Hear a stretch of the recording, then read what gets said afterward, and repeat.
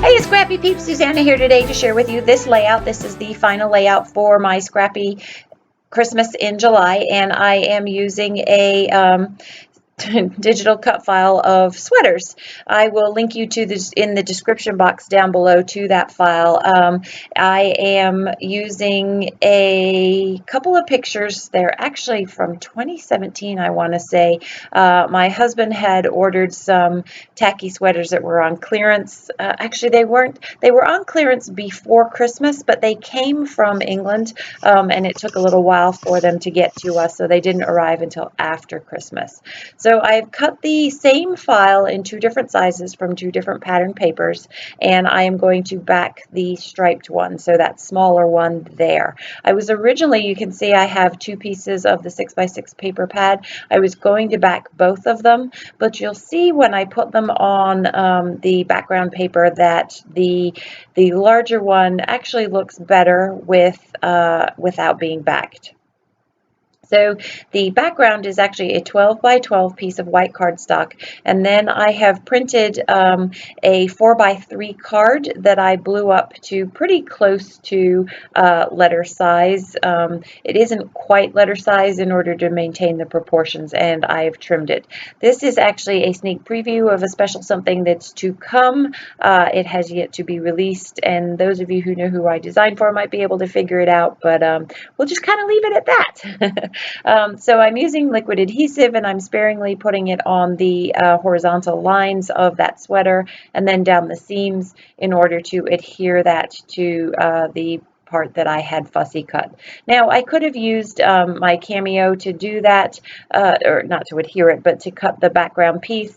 I was too lazy to clear out the my desk and get the laptop out, so that's why sometimes it's easier to just do it with pencil, especially if it's pretty simple, like the shape of a sweater there. So I'm just cleaning up the edges there, and a lovely tacky sweater to put these photos of my boys in their tacky sweaters. So the idea is I'm going to use that 8.5 by 11 on the 12 by 12, and that is going to frame the layout.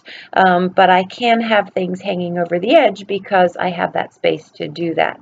So I have the larger sweater and then the smaller sweater with the large photo on top, and then I have these two smaller photos, and I wasn't sure how I wanted to arrange that. So you can see that it's hard to see that tacky sweater when you back it with the green, and that is why I choose to leave it smaller. And for the proportion of this, what ends up happening is, in a way, you create a visual triangle with the today at the top left, that large photo, and then the two smaller photos stacked as they are. And that kind of draws your eye around the page and creates some movement. The photos are pretty dark, but it was hard to get out of not having dark photos, which is why I liked all the white in the background, because then that's really, it popped the photos and you were able to see them instead of if I were to have used darker elements.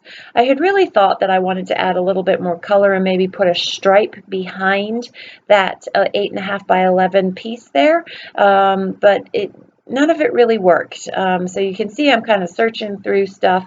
So this collection is Cozy and Bright from Pebbles, and some of it is from Tuesday Morning, so I'm Tuesday morning stash bashing. Some of it is from a scrap room kit that I got. I did already create a layout with that, and I can link you to that as well.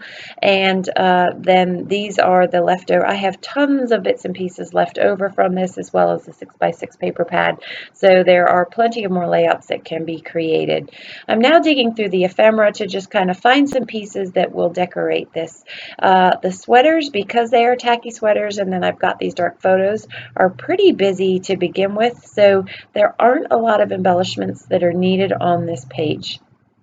I really do like the floral up by the today to just kind of add some color that will tie everything in together. And while the hot cocoa and these little elves have nothing to do with the layout at all, they are Christmassy and they just add some fun color to the page. If you follow my work, you will know that I like elements on the page that are relevant to the story that I'm telling. And so these are really somewhat irrelevant. really the sweaters is the most relevant thing, and then the rest is just sort of fluff that decorates the page in order to tell the story. So I've found the elements that I think are going to work, all that shuffling just for those 3 bits. The pieces that are in the glassine bag, or they're not glassine, but in that clear bag, are from my kit. The rest are from from Tuesday morning.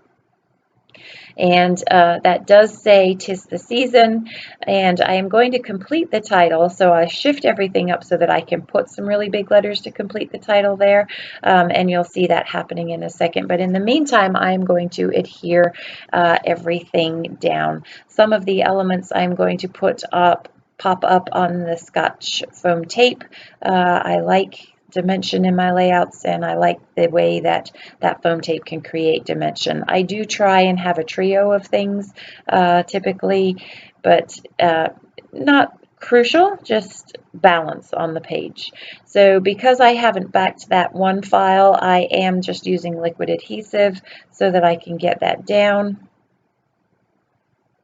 And then that whole cluster is going to be adhered. And I actually forgot that I had wanted to raise it, so I have to lift it up to raise it. And some of that liquid adhesive does get on the page, but it dries clear, so it's not a problem. So there is kind of the bulk of the page before I put the embellishments down. I am going to pop that floral. Again, it just creates some dimension and visual interest to the page. You can absolutely back these with the squares. I like to have the whole as much covered by the foam adhesive as I possibly can.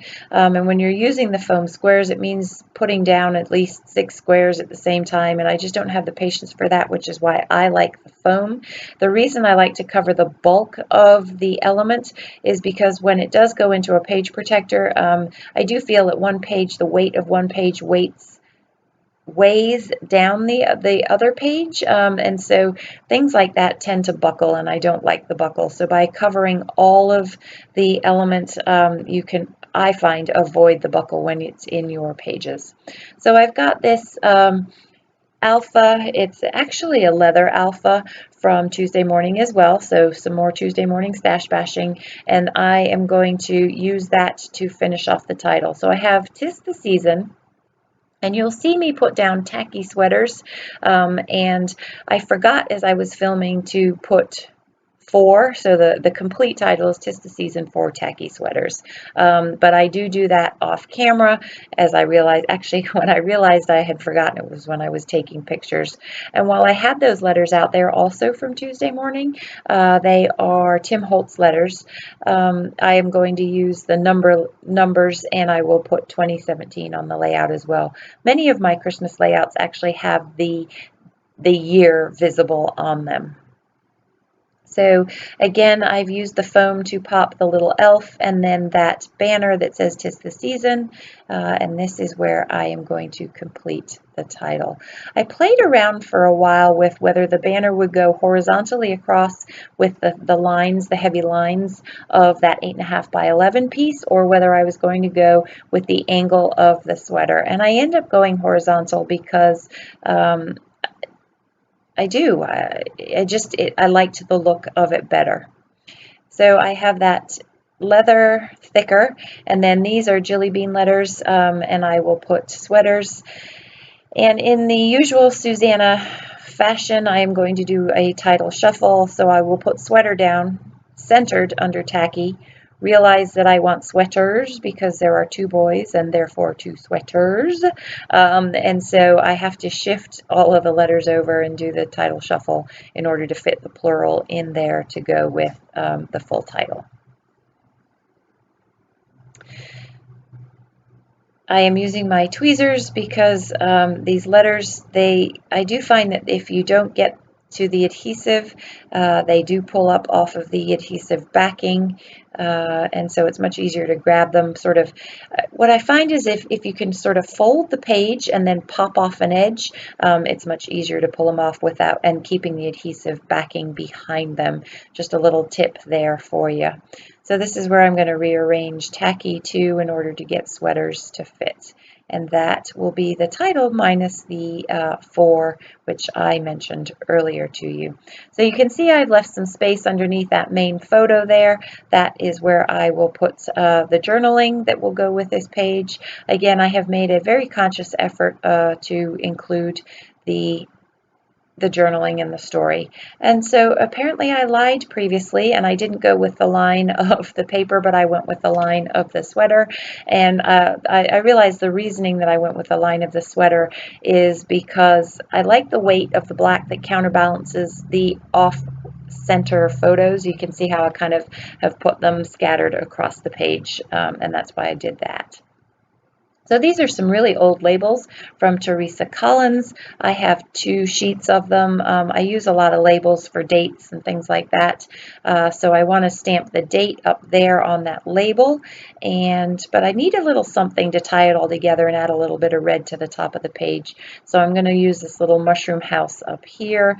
I am going to off camera go in and put in some Spiegelman scrap sequins. I designed for them for quite some time, and I have sequins coming out of just about every spare scrapbook space nook that I have. And so I love sequins. I love that little bit of bling that sequins adds to a layout, so I will do that. I'm going to stamp the date, and then I'm going to journal. And that, my friends, is going to wrap up Scrappy Christmas in July. I'd love to see what you've done, if you've done any layouts for your Scrappy Christmas in July. I thank you for stopping in today. Enjoy the close-ups. I hope you are doing well, and I look forward to seeing you again soon. Take care.